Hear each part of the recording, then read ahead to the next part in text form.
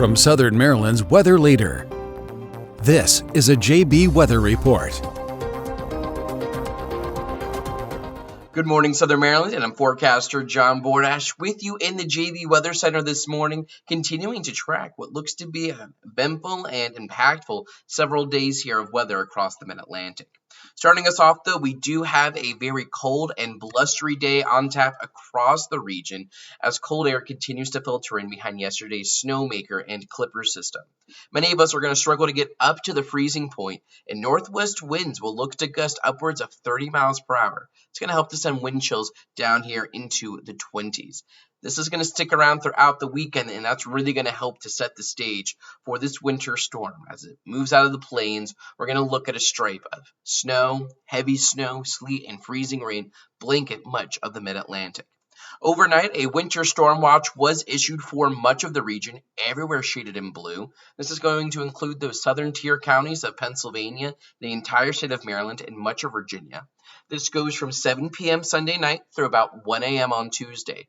This is going to be for high-impact snow and sleet throughout the day. Let's go in and take you on over to the latest version of Future View that's going to really help dispel the story here of what it is we're tracking. On Sunday, much of the day will be spent dry, but after sunset, especially as we get closer to midnight, we're going to start to see some snow creep in from the south and west. On my model here, anything shaded in blue is going to be your snow. Orange is going to be sleet, which does technically count as snow accumulation with those little ice pellets. Pink is going to represent that icy glaze from freezing rain, and just straight up green is going to represent your rain. We have snow moving in Sunday night, and our model does like a widespread early thump of snow as we head past midnight into early Monday morning. And by about 4 a.m., we have bands of heavy snow sitting up, even maybe some heavy snow mixing with sleet shown there in the orange.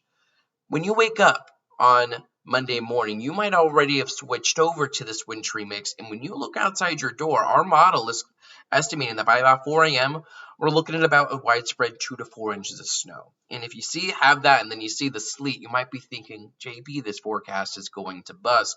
No way we're seeing more snow throughout the day. And this is going to come in a couple of waves. We're looking at snow, potentially heavy at times, overnight, Sunday night into Monday morning. And then we switch over to that period of a wintry mix. You'll see my model here shows you around 7 o'clock that sleet and ice begin to really take hold south of the DC metro area, with heavy snow beginning to focus to the north. As we head towards the midday hours, we see the precipitation begin to lighten up with some dry pockets beginning to develop during the mid-afternoon hours. But then our models are beginning to show maybe we have a second area of snow. Maybe we have a secondary low pressure system off the coast that develops Monday night into Tuesday morning as temperatures really start to plummet behind this system, and that could allow for bands of more moderate to heavy snow. But we do clear out as we head on over towards Tuesday morning. Taking a look at the forecast, ice impacts are going to be the highest of the south and west across the southern Shenandoah Valley, where upwards of half an inch of ice will be possible. South of DC, up to about 1/10 of an inch of ice could be possible, and that could cause some icy spots. But I don't think our biggest impacts are from ice. I do still think they are from snow. I'm still favoring areas north of DC to look at mainly snow, upwards of 5 to 8 inches, with lower amounts to the south because that's where sleet's going to be cutting in. If we have less sleet in those southern zones, those snowfall numbers will need to be raised. And if we see another area of snow develop Monday night into Tuesday morning, that will also require snow totals to go up just a bit.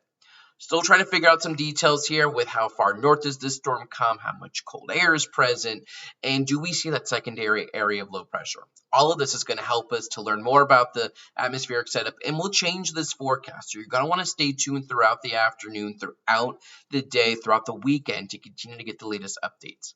Winter storm watch is up. We're looking at high impact snow, and you're going to want to stay tuned. Impacts are likely on Monday. I think school closures are going to be widespread Monday, and we'll have to see if they can linger into Tuesday.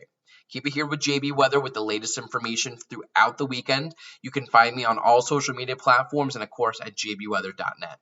Forecaster John Bordash, have a nice and safe one, and please start taking preparations ahead of our winter storm. Check the forecast anytime online at jbweather.net.